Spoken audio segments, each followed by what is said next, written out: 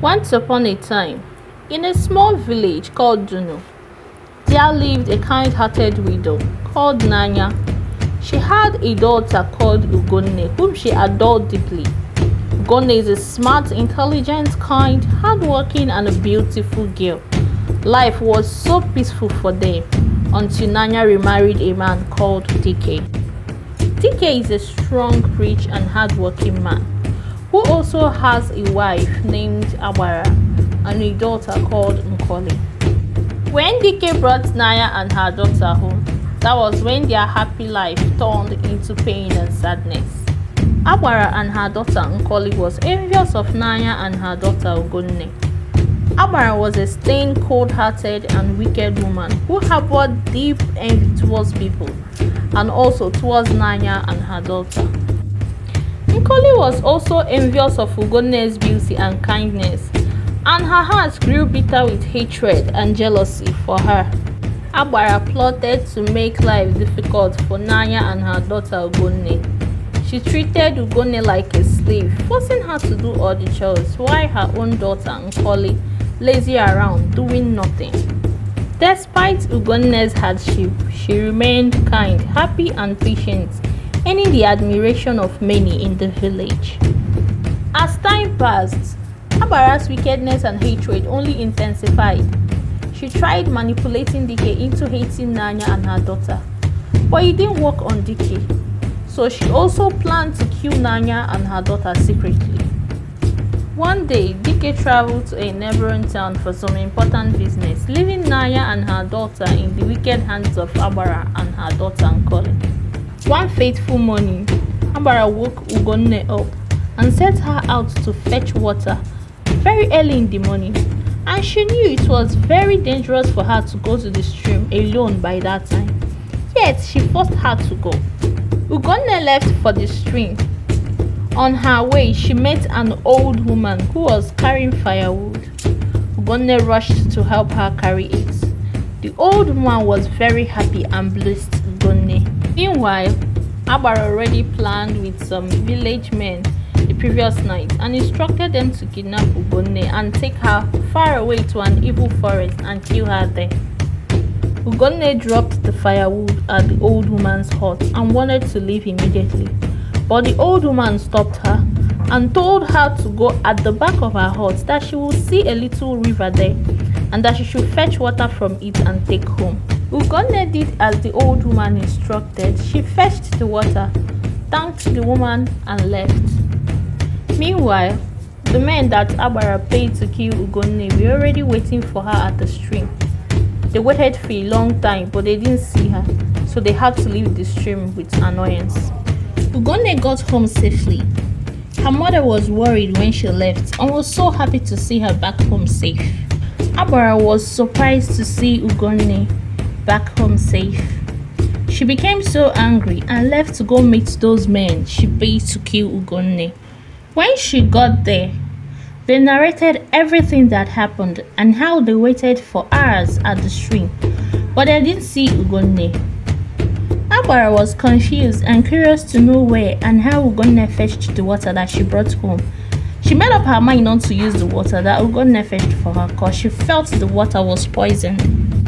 One day, Ugonne's mother became seriously sick, that she can't stand or move on her own. Ugonne thought the sickness was just ordinary, not knowing that Abara poured some evil charm in front of their hearts, and her mother stepped on it and fell sick. Abara felt so happy that her plan worked. She forcefully took away all the foodstuff and money that Ugonne and her mother had in their possession to survive. Ugonne had to bear the burden of their household chores and also nursing and taking care of her mother. Ugonne left one day to fetch water from the village stream. She met the old woman on her way. The old woman asked Ugonne to follow her, and she did. When they got to the old woman's hut, she instructed Ugonne to go fetch water from the back of her hut again, which Ugonne did.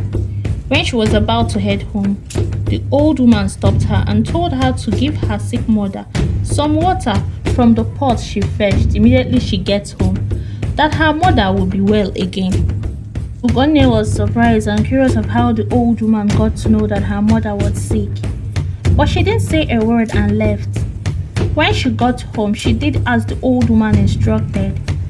Few hours later, her mother was healed and strong again.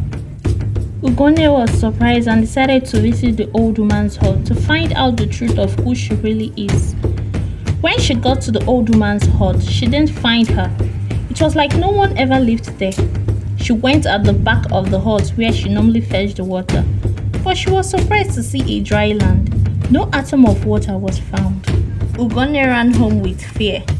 When she got home, she couldn't tell her mother her encounter with the old woman. Out of fear, she kept it to herself.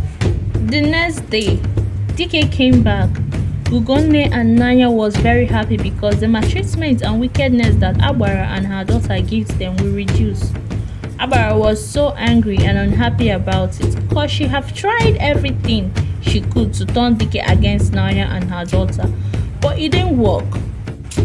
Agbara planned to terminate her husband Dike and blame it on Nanya and her daughter, so that the villagers will banish them from the village, and so that her and her daughter will inherit Dike's property. The next day, Agbara visited a native doctor that will give her the charm that will kill Dike. The native doctor instructed her on how and when to use it. He told her that if she truly wants to kill her husband, that nobody should see her with the charm, not even her own daughter. That if anyone sees the charm, that it will no longer kill her husband, but rather it will make him fall sick for a long time. And he instructed her to put it inside his food too. When Agbara got home, she placed the charm where no one could see it. But unfortunately for her, the daughter Nkoli saw her through the window.